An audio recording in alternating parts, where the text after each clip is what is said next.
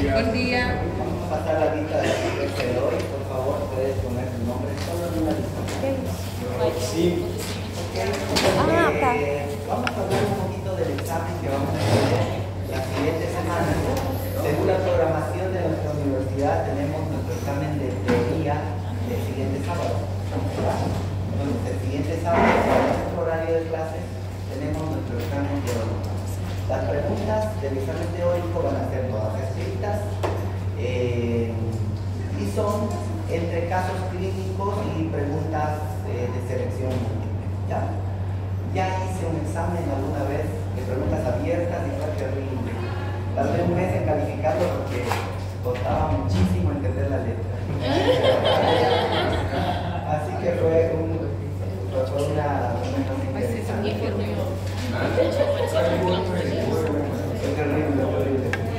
entonces, vamos a tener nuestro examen. Por favor, prepárense entonces con ese método. Método de preguntas de selección múltiple y método de casos clínicos. ¿Ya? ¿Cómo lo hacemos acá? ¿No? Casos clínicos y analizamos y respondemos la respuesta más correcta. En su examen que dan ustedes de revalida son puros casos clínicos. Casos clínicos y piensas y respondes. ¿Ya? Ok. Entonces, el tema del día de el examen de práctica va a ser esta siguiente semana. Todas nuestro examen de práctica en nuestro grupo de práctica. Ya hemos verificado la modalidad del examen, cómo va a ser. Así que necesitamos que vayas a la práctica esta semana. Si alguno no ha ido a prácticas hasta ahora, por favor, pónganse al día porque la siguiente semana es un examen.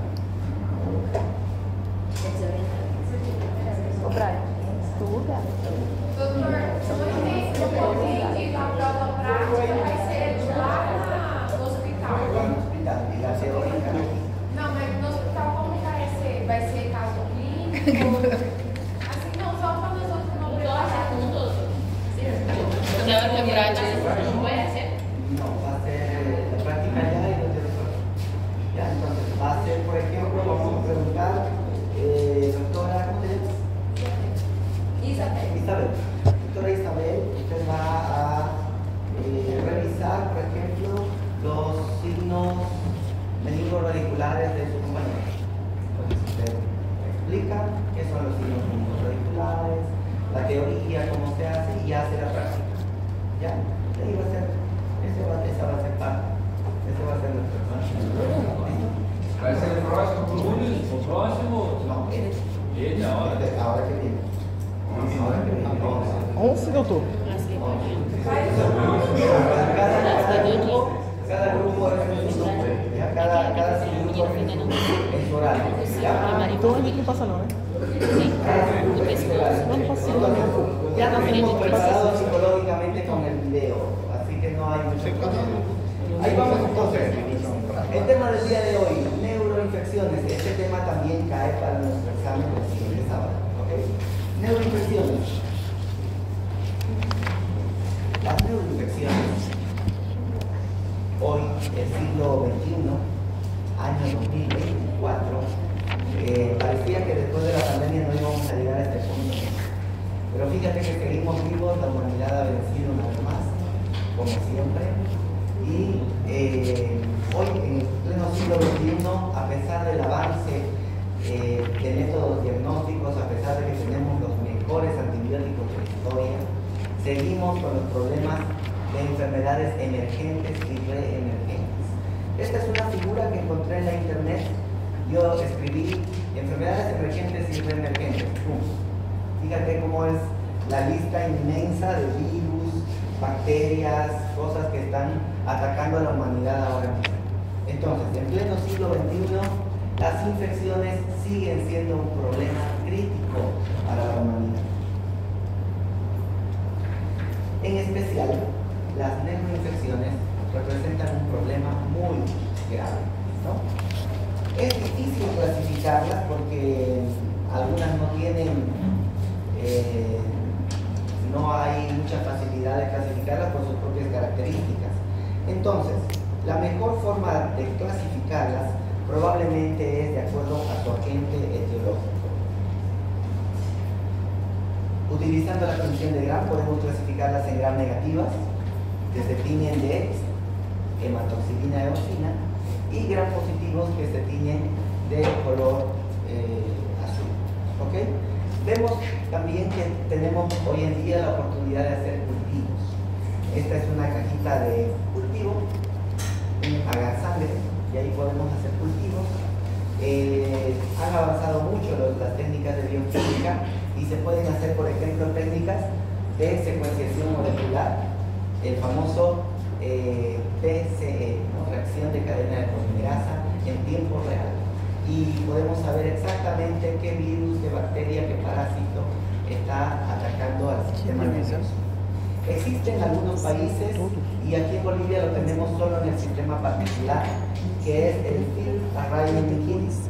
Es básicamente como una hoja que tiene un papel reactivo, que pones una gotita de líquido cefalorraquídeo y lo introduces en una máquina que a través de unos sensores de luz y unas reacciones químicas del papel químico imprime finalmente una lista de los patógenos diciendo neumococo positivo, listeria monocitógenes negativo, y así, ¿no? Y te da el diagnóstico de qué bacteria o qué germen está causando la meningitis en tu paciente en cuestión de minutos. ¿Ok? Antes pues era necesario que el paciente llegue a fallecer para hacerle una biopsia post-mortem, falleció por el estreptococo, digamos. Hoy en día tenemos un avance increíble en métodos diagnósticos. Hablemos entonces de las meningitis. Dentro de las meningitis, la que más se destaca por su agresividad, por su letalidad, por la morbilidad que deja, o sea, las secuelas que deja, es la meningitis purulenta. Meningitis purulenta, yo les puse ese nombre para que no se les salga de la cabeza. Otros le llaman meningitis bacteriana, ¿no? La meningitis bacteriana es la que produce pus, la meningitis purulenta. ¿Qué es el pus? ¿Qué es la meningitis purulenta? Es la respuesta aguda a la presencia de bacterias en el espacio leptomeningio.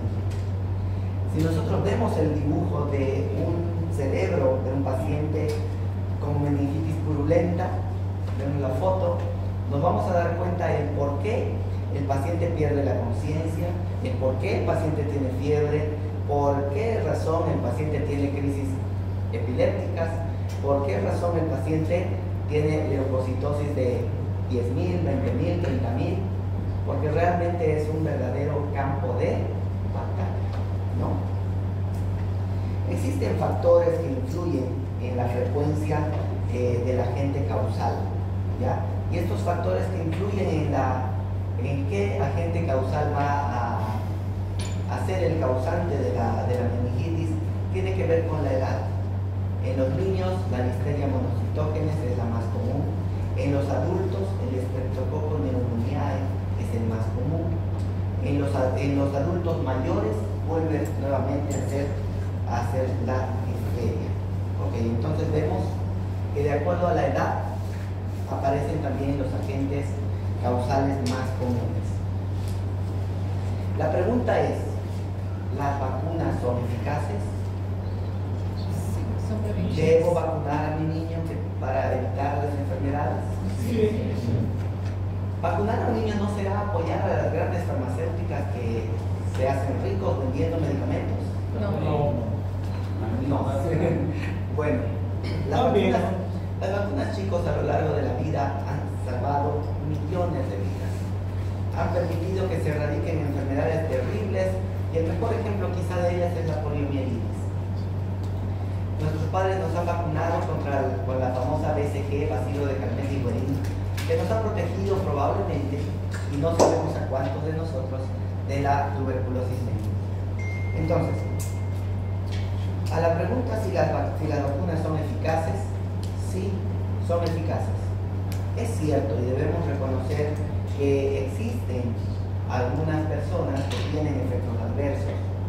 Hay algunas personas que tienen reacciones alérgicas, hay algunas personas que que como resultado de la vacunación han tenido algún problema, por ejemplo, un síndrome de Guillain-Barré, un síndrome de Stevens-Johnson, personas que han relacionado la aplicación de vacunas con el autismo o con algún trastorno de retraso mental.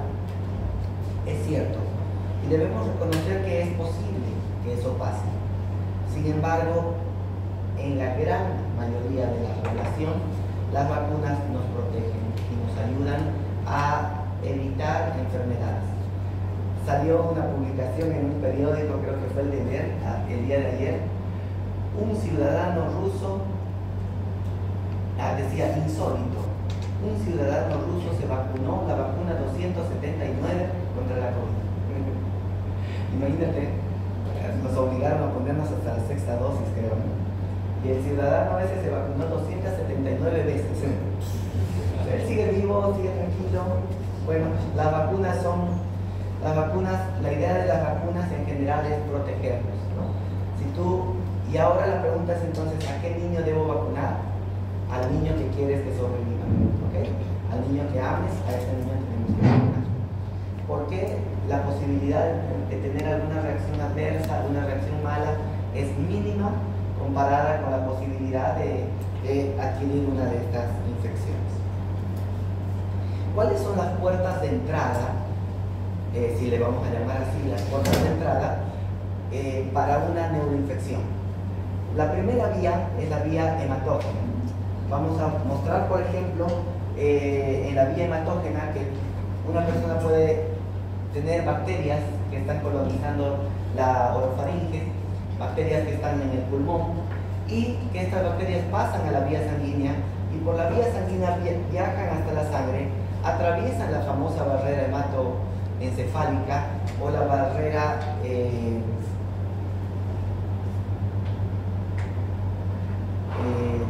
la barrera hematoencefálica, y al atravesar esta barrera pueden contagiar o contaminar al cerebro, al encéfalo, ¿ya? Ahí está la vía hematógena. También tenemos otra vía, que es la vía por inoculación directa. Esta vía es casi experimental. Han tomado los cerebritos de cobayas, ratones de laboratorio, y han inyectado directamente bacterias en el cerebro de los ratoncitos, con la idea de ver la vía de inoculación directa, si el ratoncito se infecta o no se infecta. La gran mayoría de las veces el ratoncito no se infecta. Entonces, sin embargo, han visto que cuando hay lesión del sistema nervioso e inyectan, hacen inoculación directa, esas bacterias sí lastiman más y sí producen las infecciones.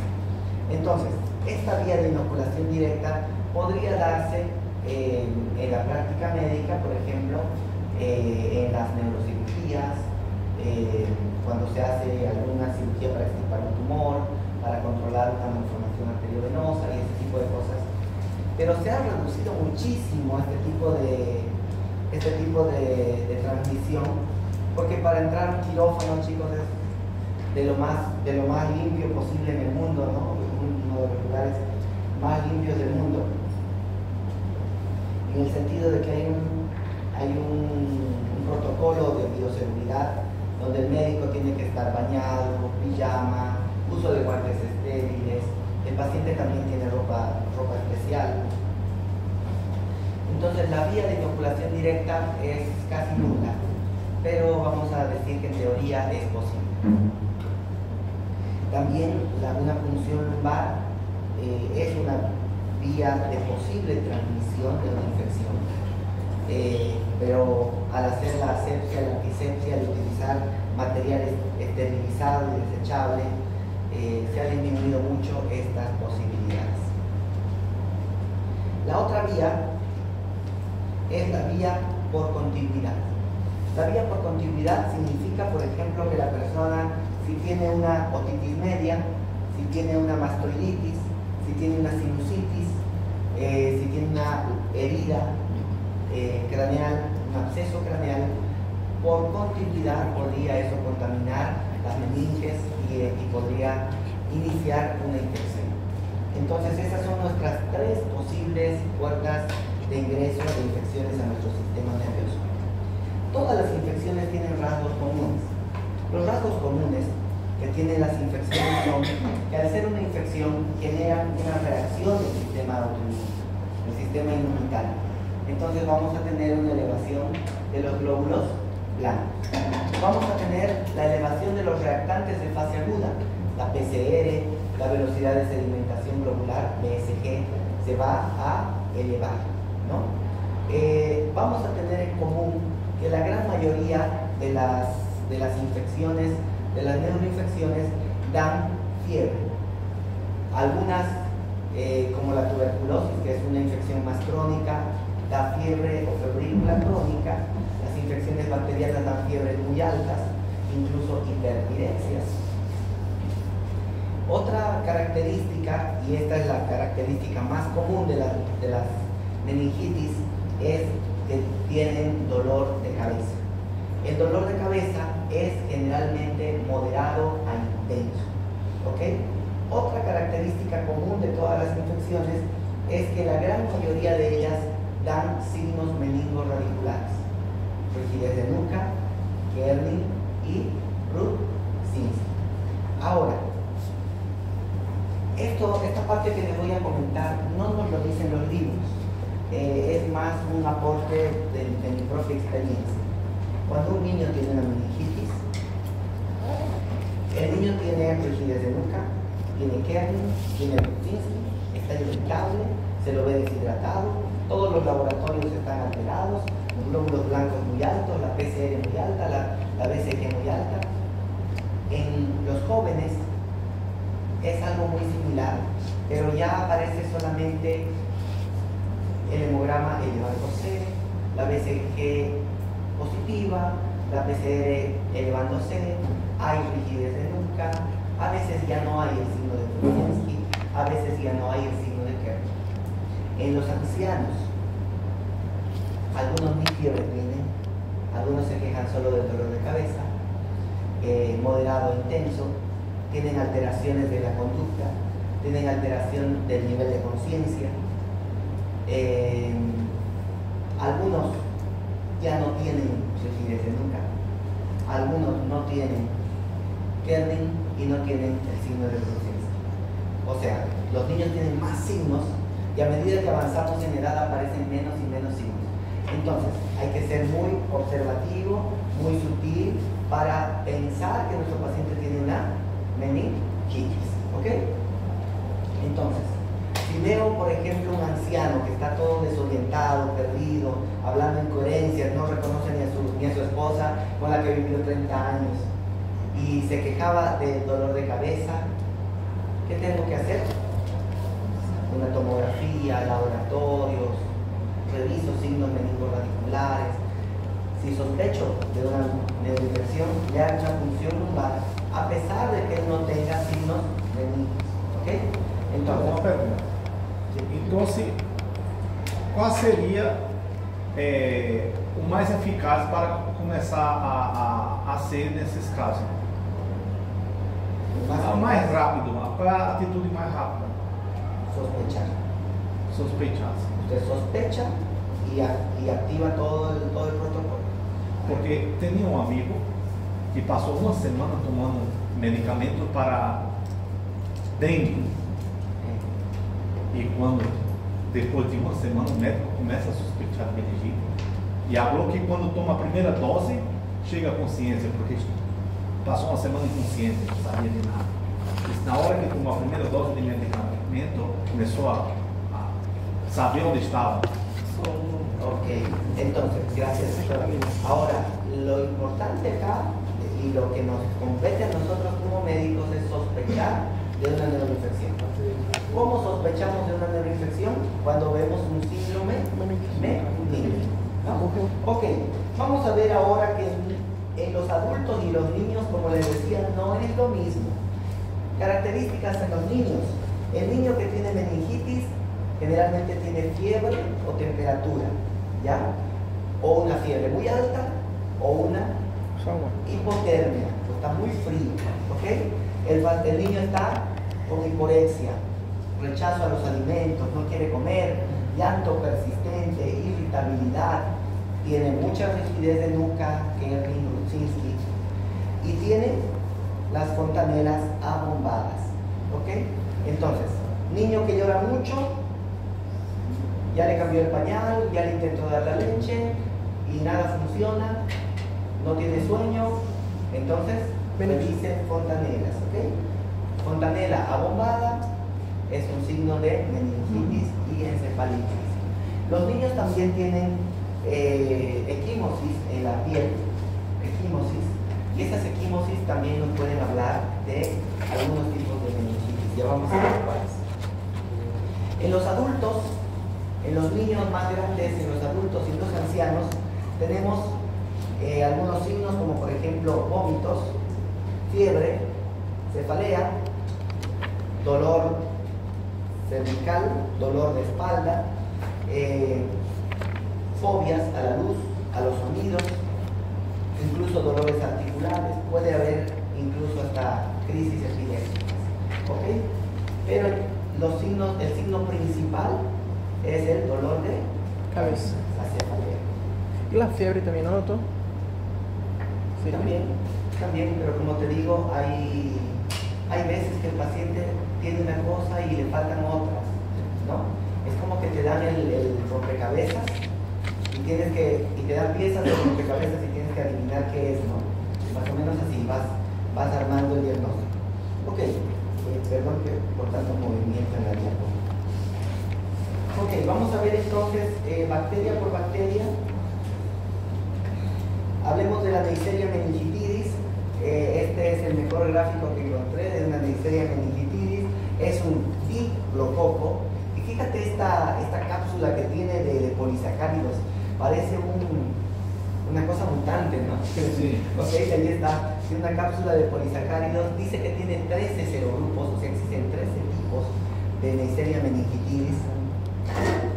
Y es más frecuente en la infancia y en la juventud. El 30% de nosotros tiene Neisseria meningitidis en la garganta. Somos portadores de esta Neisseria meningitidis. ¿Ya? Esta Neisseria meningitidis es la que causa la erupción petequial en los niños. Neisseria meningitidis. Entonces, ves un paciente con meningitis y con erupción petequial, piensas en Neisseria. ¿Okay? Neisseria meningitidis. Bien, hay cosas en medicina que lamentablemente vamos a tener que memorizar. Y estos son algunos de esos datos que hay que memorizar obligatoriamente porque es difícil crearse una mnemotecnia, ¿no? Si alguien logra, me la pasa. Ok. ¿Qué pasa con esto? Es muy contagioso. De tal forma que el médico tiene que utilizar toda la bioseguridad necesaria, como cuando entramos con esa paciente, ¿no? Con guantes, con barbico, con gorrito, con mandil, para tocar al paciente con meningitis. ¿Ok? El médico que ha estado en contacto con una Neisseria meningitidis comprobada tendrá que hacer un aislamiento y quimioprofilaxis con rifampicina 600 miligramos cada 12 horas por 2 días. Doctor, Así que es triste ser doctor, neurólogo. su forma de transmisión, ¿cómo sería? Su forma de transmisión. La forma de transmisión, hemos visto 3 formas de transmisión. No, la Forma misma. hematógena, Sí. hematógena, porque la infección está en la garganta, el niño está desnutrido, le bajan las defensas, la bacteria viaja por vía sanguínea, se aloja en el cerebro, también puede causar neumonía por Neisseria y pasa por vía hematógena. Sí, sí. Si es la causante de abscesos, por ejemplo abscesos faringios, puede por continuidad contaminar, ¿no? Bien, entonces, la mortalidad es alta, cercana al 10%, y genera una sepsis aguda multisistémica. Entonces, la infección por Neisseria meningitidis es muy aparatosa. ¿Okay? Hay que recordar esto entonces. El mejor dibujo de Streptococcus pneumoniae que sirve para ustedes. ¿Okay? Mejor dibujo de Streptococcus pneumoniae que se tiñe así. Usted lo ve en el microscopio y lo ve de este color y ve estos gusanitos andando por ahí. Son la Neisseria el Streptococcus pneumoniae es un diplococo gram positivo, se pinta de azul. ¿Okay? Diplococo gram positivo. Tiene 90 serogrupos. 90 tipos diferentes de Streptococcus pneumoniae. Coloniza el 70% de la población y es el causante de la mayoría de las meningitis, ¿ya? En adultos y en jóvenes. ¿Ok? Puede causar erupción petequial, pero generalmente no. Puede causar, sin embargo, puede generar un síndrome llamado síndrome de Austria. Es la causa de las famosas meningitis en las fístulas de líquido cefalorraquídeo. Después de una neurocirugía, en ocasiones hay una fístula, o después de un accidente de tránsito, el paciente queda con una fístula licuórica, y este Streptococcus pneumoniae, como está colonizando nuestra orofaringe, también viaja por esa vía y causa meningitis. El Streptococcus pneumoniae da muchos signos focales: rigidez de nuca, Kernig, Rudzinski, déficit motor, déficit sensitivo, pérdida visual, de acuerdo a la zona donde está alojado en el cerebro, ¿no? Tiene una mortalidad alta, cercana al 30%, pero esta mortalidad se aumenta mucho más en personas que consumen alcohol o que están en mal estado general o en los ancianos. ¿Por qué? Baja defesa. Bajas defensas. La persona que toma alcohol, el paciente que está muy deteriorado, desnutrido, el paciente que está muy anciano tiene bajas defensas. Entonces el Streptococcus pneumoniae puede atacar. Signos de mal pronóstico cuando un paciente tiene meningitis por Streptococcus pneumoniae: un nivel de conciencia muy bajo, cuando hay parálisis de pares craneales, cuando hay un recuento muy bajo de células en el líquido cefalorraquídeo porque no hay defensas, y cuando empieza a generar vasculitis. ¿Ya? Vasculitis en el cerebro. Las vasculitis son inflamación de los vasos sanguíneos. Si un vaso sanguíneo se inflama, la luz que por donde pasaba sangre se reduce, es decir, puede generar isquemias cerebrales. ¿Ya? Ahí hemos visto entonces el famoso Streptococcus pneumoniae, con mucho el germen más frecuente de las meningitis. Un germen mucho menos frecuente, que honestamente nunca lo he logrado aislar hasta ahora, es el Haemophilus influenza. Haemophilus influenza. Em esse Streptococcus também, se o doutor for mirar, precisa de aislamento algum curso ou não? No. Esse não necessita. Este no. Já também. Y es la meningitis más común. Haemophilus influenza. ¿Notan la diferencia? El Haemophilus influenza es un bacilo gram negativo. Bacilo significa que tarda mucho en dividirse, tarda mucho en reproducirse, es de producción lenta. Entonces se da mucho el Haemophilus influenzae en los extremos de la vida, en los niños muy chiquitos, menores de 1 año, y los ancianos mayores de 65 años. Haemophilus influenza es menos común en los jóvenes como tú y yo. Aún, ¿no? Vamos, el bacilo puede causar esto que se llama efusión subdural, es decir, lesiones que tienen conexiones purulentas, localizadas, la efusión subdural. Ahora, entendemos que si hay una lesión focal, eso va a dejar muchas secuelas, ¿no? Sí. Muchas secuelas. Entonces, el Haemophilus influenza deja muchas secuelas y una mortalidad en lo que no logran sobrevivir de 20%. Cuando el médico ha estado en contacto con un Haemophilus influenza, tiene que hacer profilaxis con rifampicina, 600 miligramos cada 12 horas por 4 días. Ok, entonces ahí vemos el Haemophilus influenza y los protocolos. Estos protocolos son de España y son protocolos que también están vigentes en Brasil. En Bolivia estamos todavía en zona de guerra. No hay un protocolo claro para la salud del médico, solo dice al paciente debe dar tratamiento, ¿no? Ok, Listeria monocitógenes. La Listeria monocitógenes es un germen gram positivo, aerobio, entra dentro de las células, se llama intracelular facultativo La listeria monocitógenes está ubicada en la tierra, está ubicada en el agua contaminada, y la vía de contagio entonces es tomando agua contaminada, ¿no? Es una enfermedad que se da mucho en recién nacidos y también en inmunodeprimidos, personas que tienen VIH, personas que han tenido trasplantes o que están utilizando corticoides. Listeria monocitógenes genera sepsis y genera meningoencefalitis. Una de las características de la listeria monocitógenes es que genera lesiones en el tronco encefálico. Acá estamos viendo una lesión que no se ve muy bien en la resonancia, pero cuando le pasan contraste sí que aparece, ¿no? La lesión a nivel del tronco cerebral. Es interesante porque la listeria monocitógenes, su tratamiento es súper sencillito con ampicilina, ¿ok? Tratamiento con ampicilina. Entonces a los niños que vienen con meningitis, el primer esquema que se le pasa es ampicilina, porque puede estar contagiado de listeria monocitógenes, porque eso les pasa más a los niños. Ahora, puse esta foto intencionalmente porque lamentablemente es la realidad que vivimos en el día a día cuando vemos un paciente con meningitis. A pesar de los esfuerzos que hagamos, hasta el 20% de las veces no se logra aislar el agente causal. Entonces, ¿qué hacemos? Mientras que no sabemos cuál es el agente causal para darle un tratamiento específico a nuestro paciente, iniciamos antibiótico-terapia lo antes posible, porque una meningitis es una emergencia médica, así como, no sé, una peritonitis es una emergencia médica para el cirujano, para el neurólogo una meningitis es una emergencia médica, ¿ok? El cirujano va a dejar de comer, por ejemplo, por ir a operar una peritonitis.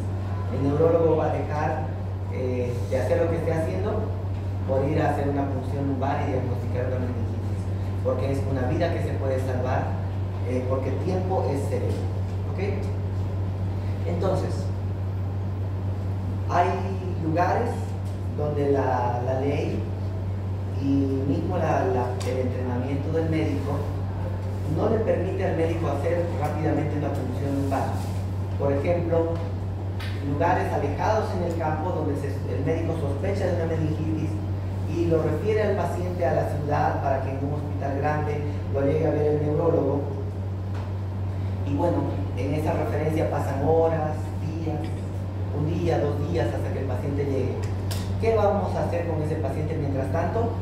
Antibiótico profiláctico, antibiótico, le vamos a llamar una terapia antibiótica empírica. Empezamos antibiótico con los gérmenes más comunes, ¿ok? Ahí está, tratamiento antibiótico empírico.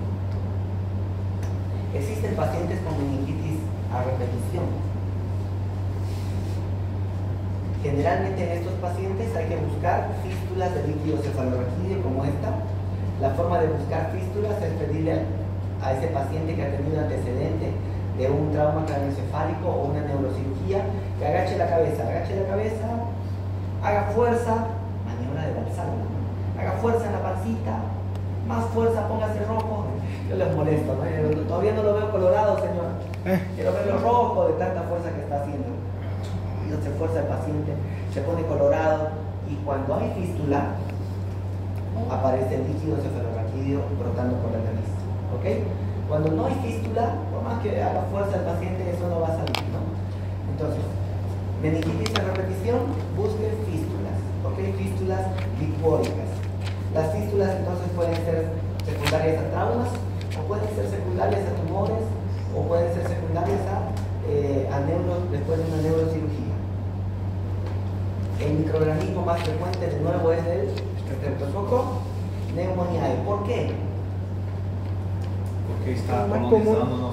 Sí. Exacto, tenemos el 70% de nosotros que está colonizado de Streptococcus pneumoniae. ¿Ok? Entonces, aquí les puse un protocolo, una guía de qué hacer cuando sospechamos de un síndrome meningio. Por ejemplo, el paciente tiene cefalea, vómitos y signos meningorradiculares, rigidez de nuca, Kerning o Brudzinski.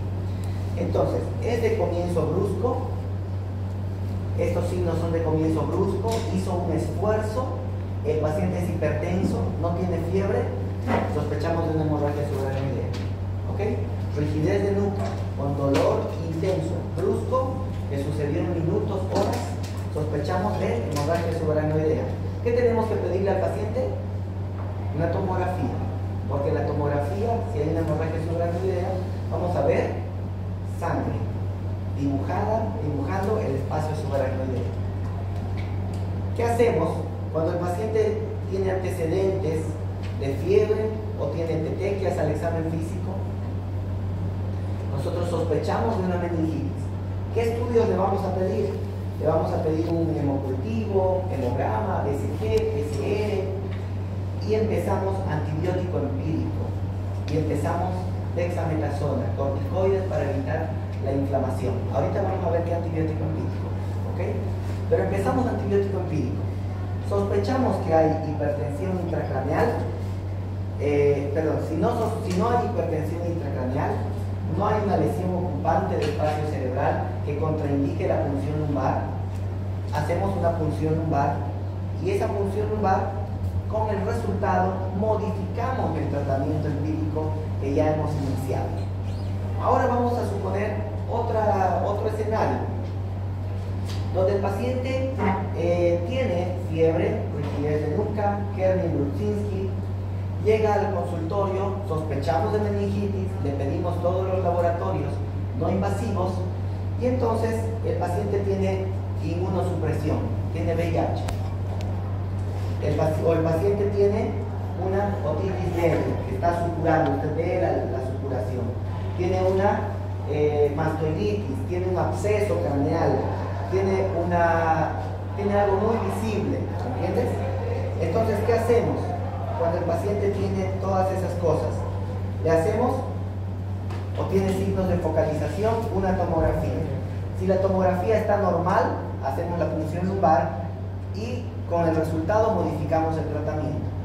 Si la tomografía no está normal, si la tomografía, este paciente tiene una lesión ocupante del espacio cerebral, tiene signos de hipertensión intracraneal, que son náuseas, vómitos, deterioro de conciencia, papiledema, tiene signos de presión intracraneal, lo que hacemos es mantener el antibiótico empírico y tratar de guiarnos por los hemocultivos que le vamos haciendo al paciente. ¿Ya? El paciente está mejorando con el antibiótico y el hemocultivo me sale que el antibiótico no es sensible para eso, para la bacteria que está saliendo. ¿A quién le creemos? ¿Al hemocultivo que dice que nos identificó la bacteria y nos dijo que ese antibiótico que estamos usando no sirve? ¿O le creemos al paciente que está mejorando con ese antibiótico? La primera opción. La primera opción, ¿no? Al paciente que está mejorando. ¿Por qué? Porque lo que nos interesa es el paciente. Existen antibióticos que son sensibles in vitro y en el paciente in vivo no son efectivos. Existen antibióticos en el antibiograma que en el medio de cultivo son efectivos o son resistentes, pero en el paciente son sensibles. Entonces, son las excepciones, pero tenemos que tenerlas en cuenta, ¿no? Si el paciente está mejorando, si Messi está jugando bien, no hay por qué sacarlo de la cancha, ¿no? Ok, supieron esa, ¿no? Que Messi entró a jugar ¿cómo se llama su último equipo? Miami. Miami. Entró a jugar al Miami City. El estadio estaba totalmente lleno. Jugó los primeros 15 minutos y ese era un estadio que rebalsaba de emoción. Messi vaya a sentarse. Seguro para no pagarle más dinero, ¿no? Messi vaya a sentarse. La gente de Miami City se paró y se salieron todos. El estadio quedó vacío, ¿no? Porque solo iban a ver a jugar a Messi, ¿no? Entonces, si está funcionando el tratamiento empírico, no lo quite. Y lo que nos interesa es que el paciente mejore. ¿Ok? ¿Cómo se hace el diagnóstico entonces de una meningitis? Sospecha, el examen clínico positivo y si no hay contraindicaciones, Signos distintos. Vamos a hacer la punción lumbar. Tarea de la semana, en la plataforma va a haber una tareita sencilla, muy sencilla, que va a decir, escriba las contraindicaciones absolutas y las contraindicaciones relativas de la punción lumbar. ¿Ok? Contraindicaciones absolutas y contraindicaciones relativas de la punción lumbar. ¿Ya? Bien, ahí vamos a ver entonces cuándo se debe hacer punción lumbar y cuándo no se debe hacer punción lumbar. La punción lumbar es un método diagnóstico y un método terapéutico. La punción lumbar la hace el anestesiólogo para introducir fármacos para producir anestesia y hacer cirugía sin dolor. También se hace la punción lumbar la hace el médico algólogo para introducir medicamentos para los pacientes con cáncer a nivel intratecal. El neurólogo hace la punción lumbar para extraer el líquido cefalorraquídeo y analizar las características de ese líquido para determinar qué germen está, qué microorganismo está afectando a nuestro paciente. Bien, el procedimiento entonces se puede hacer de dos maneras. El paciente en sedestación se palpa las espinas ilíacas anterosuperiores y se traza una línea de las espinas ilíacas anterosuperiores hasta la otra espina ilíaca anterosuperior. La línea imaginaria que cruza por las apófisis espinosas y las espinas ilíacas anterosuperiores, ese es el punto que más o menos corresponde a la vértebra L2 y L3, al espacio intervertebral L2 y L3. En ese punto es el punto más fácil de realizar la punción lumbar. ¿Ok? Otra forma, cuando el paciente no puede sentarse, es hacer la punción lumbar en sedestación. El paciente está en posición de decúbito lateral izquierdo, en posición fetal, para abrir un poquito más el espacio intervertebral, y se hace la misma medición y se hace la punción. Cuando hay lesiones a ese nivel, una piel infectada, fracturas óseas, entonces tendremos que subir más arriba o más abajo, ¿no? Incluso podemos llegar a hacer punciones suboccipitales. El pequeño problema de las punciones suboccipitales, si bien son más fáciles de hacer, es que si tocamos el bulbo raquídeo, tocamos el centro respiratorio y el paciente tiene una parálisis respiratoria inmediata, paro respiratorio, y si no tienes ahí cómo intubar al paciente en la máquina de asistencia ventilatoria, puede ser un pequeño problema. Es más seguro hacer la punción lumbar, ¿no? Bien, ahora yo me reservo mucho el hacer las punciones cisternales a aquellos pacientes que están en una terapia intensiva donde hay métodos para auxiliarlos en caso de que suceda un paro respiratorio. ¿Ya?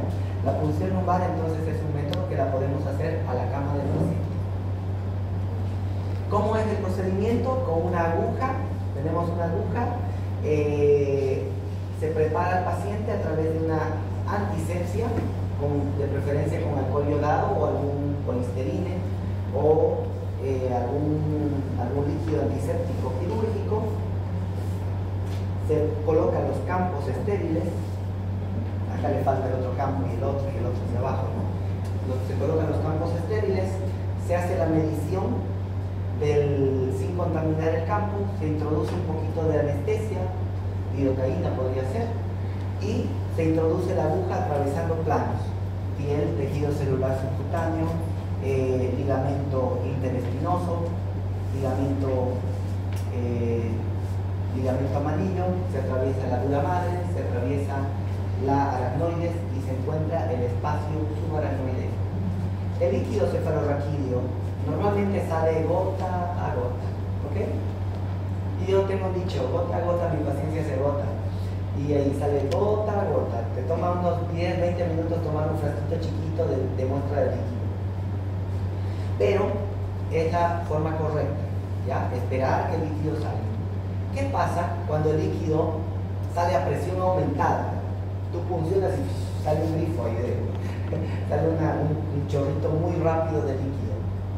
Siempre que el líquido sale a velocidad alta o a presión aumentada, hay algo malo ahí. Puede ser una meningitis viral, puede ser una meningitis tuberculosa, algo bacteriano. Hay algo ahí, ¿ok? Bien, entonces, la punción lumbar. ¿Para qué hacemos la punción lumbar? Para analizar el líquido cefalorraquídeo. El líquido cefalorraquídeo, vamos a idealizarlo un poquito, es el líquido más valioso del universo. ¿Cuánto cuesta un litro de gasolina en Bolivia? 3,74. 3 bolivianos 74 centavos. ¿Cuánto cuesta la gasolina? El litro de gasolina en Brasil. 6,40. 7. 7 reales. Cerca a 10 pesos, 11 pesos, 12 pesos. Sí. ¿No? Ya. O sea, muy diferente el precio, ¿no? En Brasil vale más la gasolina que aquí en Bolivia, porque aquí es subvencionada por el gobierno. Sí. Una trampa política.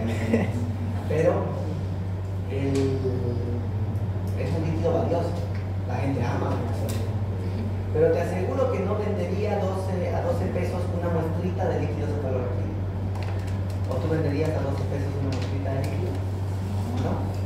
Una vez, el profesor que nos enseñaba dijo, voy a ponerle la nota del examen parcial al estudiante que venga y deje que le hagamos una función para acá para hacer la demostración de cómo se hace. Entonces, esos que no estudiaban, yo. Ok, entonces el líquido cefalorraquídeo es un líquido muy valioso, muy valioso. Este líquido se forma, se ultrafiltra de la sangre más o menos unos 500 ml por día. ¿Ya? Y está circulando entre 100 y 150 ml constantemente por el sistema ventricular. Se produce a una velocidad de más o menos 20 ml por hora, un poco más. El aspecto es transparente, limpio como cristal de roca. ¿Okay?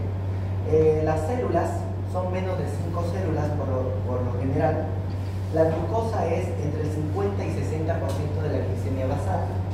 Es decir, que si la persona tiene 100 de glicemia capilar, tendría que tener 50, 60, 70, 80 de glicemia en el líquido cefalorraquídeo. Las proteínas son de 10 a 40 miligramos por decilitro. Bueno, hasta ahí queremos. Son de 10 a 40 miligramos por decilitro. ¿Ya? Entonces, estas son las características del líquido normal. Les cuento una cosa. Una persona se estaba entrenando para trabajar en un banco de los Estados Unidos. Y el entrenamiento era 2 semanas de entrenamiento. ¿Okay? Tenía que entrenarse para aprender a reconocer los billetes falsos. Dice esta persona que lo sentaron en la oficina, eran muchos estudiantes tomando el curso para reconocer billetes falsos. Entonces a cada uno le dieron un billete de $1 y le dijeron, analice estos billetes. El primer día revisaron por todos lados el billete, reconocieron las características y les daban charlas, el billete normal tiene esto, tiene esto, tiene esto. Esta persona llegó a preguntar, ¿cuándo vamos a aprender a reconocer el billete falso? Porque solo les mostraban billetes normales y lo normal y lo normal. Le dije, ¿cuándo vamos a aprender a reconocer los billetes falsos? Porque el curso era de reconocer billetes falsos. Y le dijeron, nunca vamos a ver billetes falsos aquí. Usted tiene que saber lo normal. Y cuando usted ve algo que no es normal, eso es falso. Ok, entonces, ahí ve, aprenda, chico, por lo menos el líquido normal. Ok, aprenda por lo menos el líquido normal. Cuando usted vea un líquido que no está ahí, que no es normal, entonces eso es un líquido patológico y hay que analizar por qué es patológico, cuáles son las características de un líquido patológico. ¿Ok? Vamos a ver entonces el tratamiento empírico. El tratamiento empírico que se inicia cuando tenemos sospecha de meningitis purulenta se basa sobre todo de acuerdo a la edad, porque habíamos dicho que los neonatos tienen más listeria monocitógena. Entonces le vamos a dar ampicilina más cefotaxima. ¿Ok? Los niños jóvenes de adultos tienen más estreptococo pneumoniae. Entonces le vamos a dar cefotaxima. ¿Ok? O le podemos, y los adultos también estreptococo pneumoniae, podemos dar cefotaxima más ampicilina, porque los adultos también tienen listeria monocitógena igual que los niños, entonces también ampicilina. Ahora, ¿quieren que les facilite mucho más las cosas? Niños, ampicefo. Adultos, cefoampi. ¿Ok? Los jóvenes, cefotaxima. Bien. Ahora, ¿qué pasa con aquellas infecciones intrahospitalarias? Meningitis intrahospitalarias, postquirúrgicas, esas muy agresivas. Utilizamos todo el arsenal. Vancomicina, meropenem. ¿Ok? A dosis meningia. La dosis meningia generalmente es el doble de la dosis habitual, porque se supone que debemos atravesar la barrera hematoencefálica. ¿Ya? Ahí tenemos entonces tratamiento empírico. Ahora, una vez que identifiquemos el agente causal, existe esta otra tabla para revisar luego, que dice si es un Streptococcus pneumoniae, le puedo dar penicilina o cefotaxima o vancomicina, más vancomicina. Si es una enterobacteria, le daré ceftriaxona o cefotaxima. Si es una pseudomonas aeruginosa, le daré meropenem. Si es un Staphylococcus epidermidis, le daré vancomicina. Si es Listeria monocytogenes, le daré ampicilina más gentamicina. Entonces, de acuerdo al agente causal que encuentres en tus cultivos, tú mejoras tu tratamiento empírico. ¿Ok? ¿Hasta ahí está todo comprendido? No. Muy bien. Cualquier cosa, le pregunta al niño. No, cualquier duda que tengan pueden preguntar. ¿Ya? Estamos aquí para allá. Pronóstico. El pronóstico del paciente es peor cuando aparecen crisis convulsivas, cuando el paciente hace hipotensión, cuando tiene alteración de conciencia. Vamos a ver entonces algunas complicaciones ya de la meningitis, que sería la formación de abscesos y edemas craneales. Los abscesos son procesos cada vez más raros porque tenemos buenos antibióticos, pero se encuentra mucho cuando hay meningitis, otitis, cardiopatías infecciosas embolizantes, sinusitis, en pacientes postraumáticos, en pacientes con SIDA o inmunodeprimidos porque han recibido la donación de órganos o por artritis, esas cosas. Ahí vemos un gráfico de cómo se vería un absceso craneal, ¿no? Bien. ¿Por qué se originan los abscesos cerebrales? Porque existen infecciones, y estas infecciones, por las vías que ya conocemos, viajan y generan lesiones focales. Esas lesiones focales en el sistema nervioso se convierten en abscesos. Un absceso no se forma de un día para otro. Un absceso tiene fases, las fases del absceso. Vamos a decir que existe una fase de cerebritis, que básicamente es una inflamación del día 1 al día 9.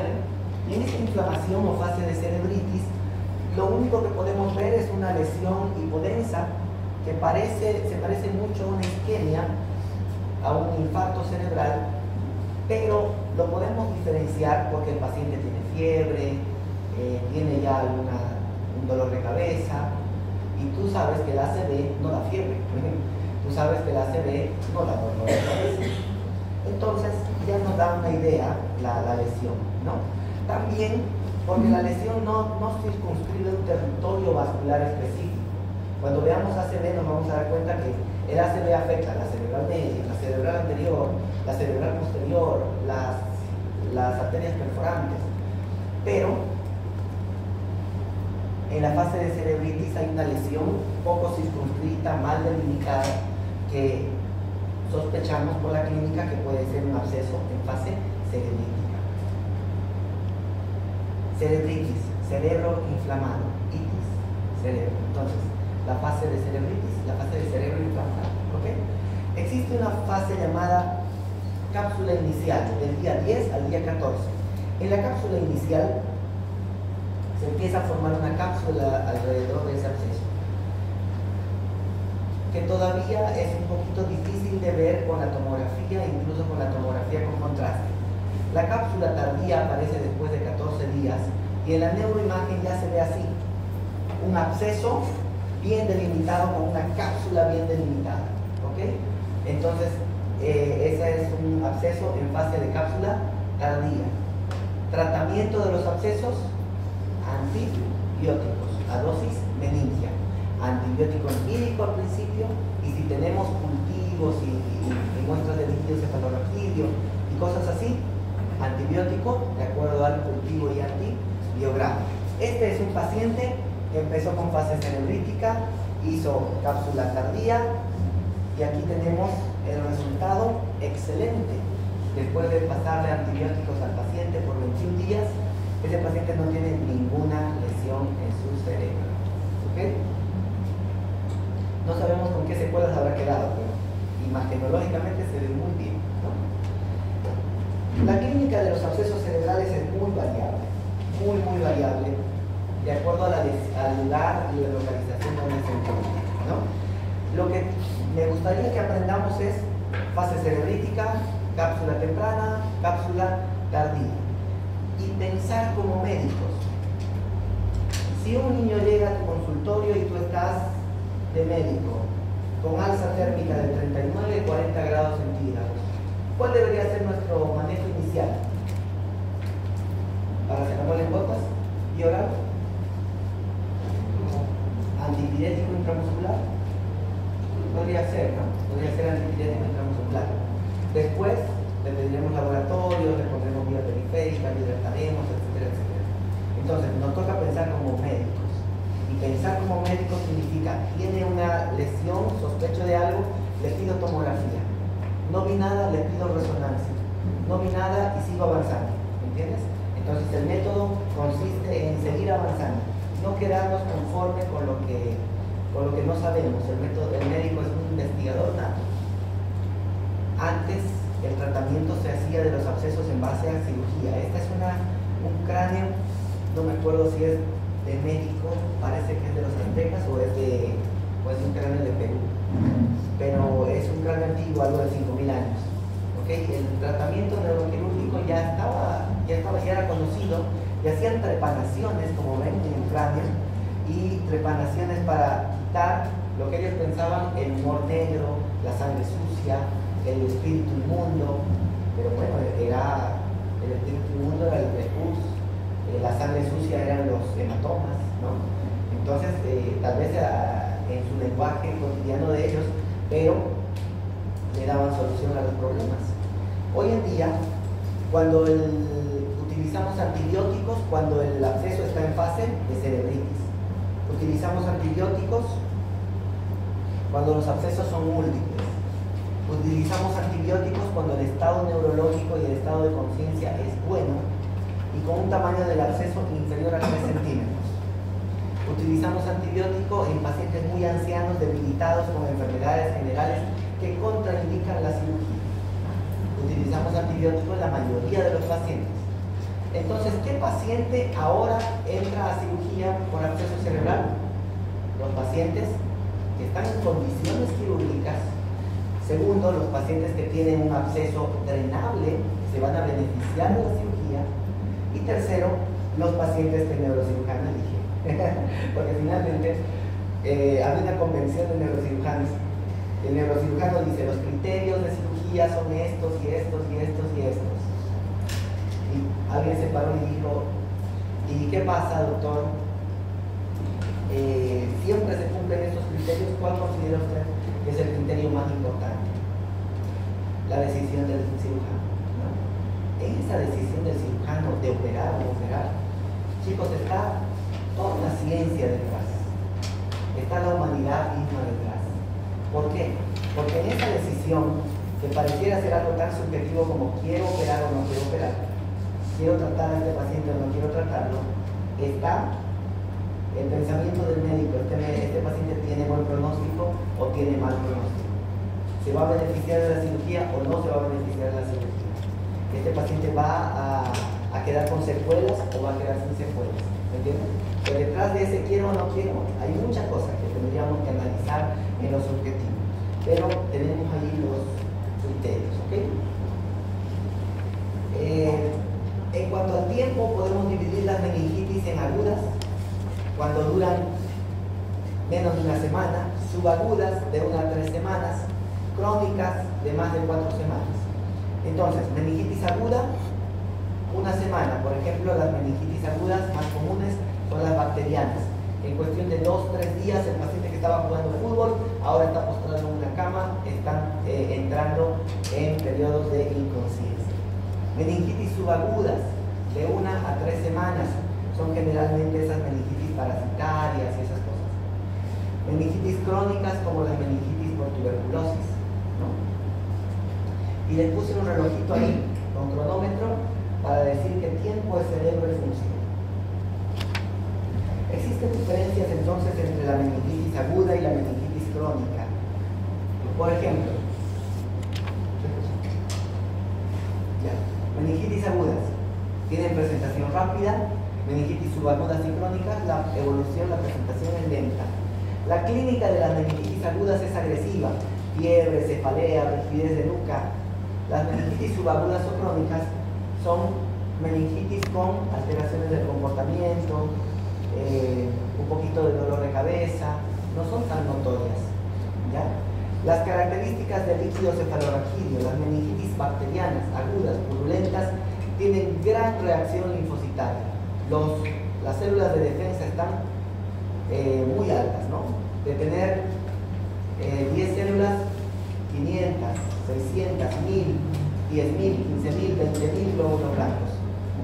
Las meningitis crónicas tienen menos de 1000 células porque son crónicas. El estado previo del paciente en las meningitis agudas es totalmente sano. En las meningitis crónicas es un paciente que generalmente ya venía enfermo, deteriorado, debilitado por mucho tiempo y se agarró una meningitis. El diagnóstico mediante una punción lumbar en las meningitis agudas es totalmente aclaradora. ¿Es o no es meningitis? En las meningitis crónicas, una punción lumbar nos hace pensar mucho. ¿Es tuberculosis?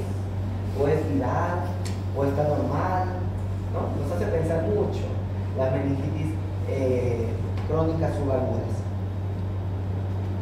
Bien, la meningitis tuberculosa es producida por el bacilo de Koch, y este bacilo de Koch puede causar neumonía por tuberculosis, la famosa tuberculosis pulmonar, puede causar tuberculosis renal, tuberculosis peritoneal, tuberculosis ósea, que es el mal de Potts. Esa fue pregunta del examen de grado. ¿Cuál es la tuberculosis ósea? Mal de Potts. Puede causar tuberculosis cutánea, tuberculosis ganglionar. Todas las partes del cuerpo que ustedes se imaginen pueden contagiarse de tuberculosis. ¿Ok?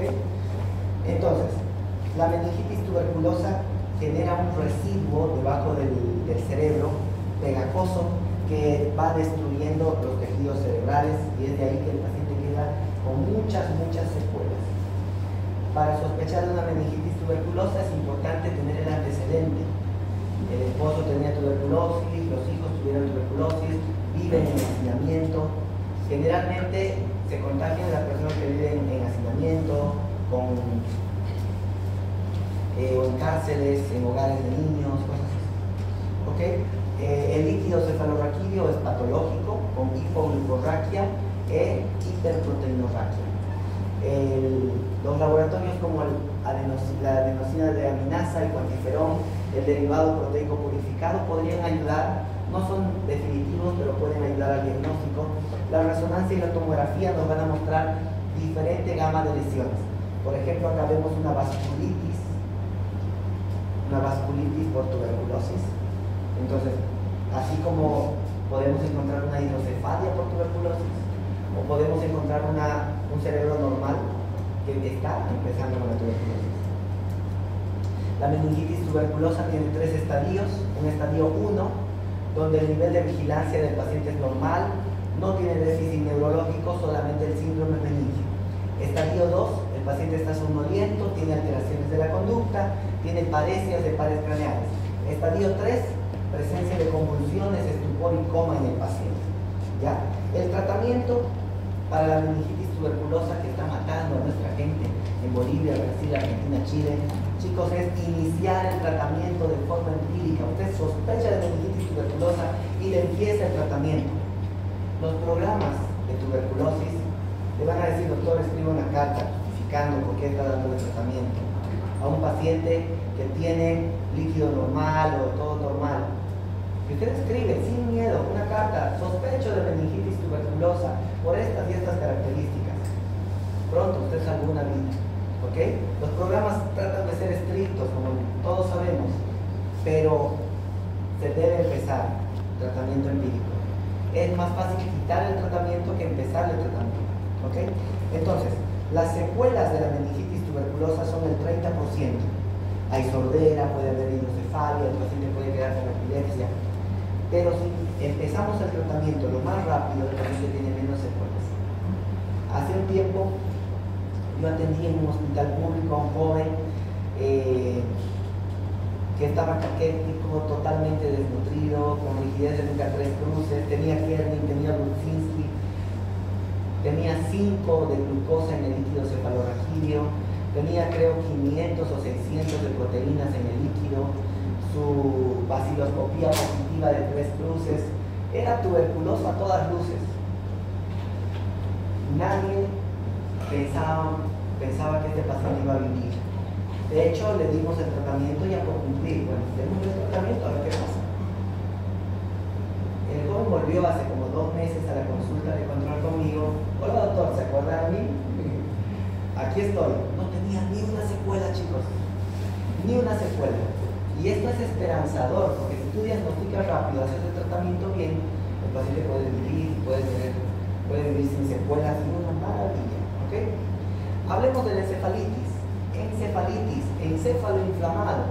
La encefalitis es una inflamación del parénquima cerebral. Utilizamos el término meningoencefalitis para referirnos a la inflamación de las meninges y también del encéfalo. Ocurre en el 5%, el 0,5 de cada 100.000 personas en Estados Unidos. Ocurre generalmente en ancianos, en niños, y generalmente los vectores son los virus. El virus del herpes tipo 1, tipo 2, el virus del herpes zóster, el virus del citomegalovirus, el virus del Epstein-Barr, el adenovirus, el paramyxovirus, son los virus más comunes. El COVID-19 llegó para dar encefalitis también, ¿ok? Y de hecho se cree que el COVID-19 ataca al centro respiratorio y ataca al tronco encefálico, y son esos pacientes atacados por el COVID a nivel neurológico que llegan a fallecer. Es la diferencia entre el paciente que fallece y que no fallece. ¿Ok? Ahí vamos entonces viendo que las encefalitis son causadas generalmente por virus. Entonces, ¿qué vamos a pedirle en el líquido cefalorraquídeo? Pesquisa viral. ¿Ok? Pesquisa viral. ¿Cuáles son las manifestaciones clínicas de una encefalitis? Son ligeramente diferentes. El paciente tiene fiebre, tiene cefalea, tiene vómitos y tiene fobias, miedo a la luz, miedo al agua, miedo al aire, miedo a los sonidos. Puede tener crisis epilépticas, puede tener hipersomnia, está durmiendo todo el tiempo, ¿ok? Y tiene signos de focalización, hemiplegia, hemiparesia, disartria, compromiso de pares craneales. Hay signos, y puede haber signos de hipertensión intracraneal o no. El paciente puede tener alteración del estado de conciencia, más somnoliento, más agitado, y alteraciones del contenido de la conciencia.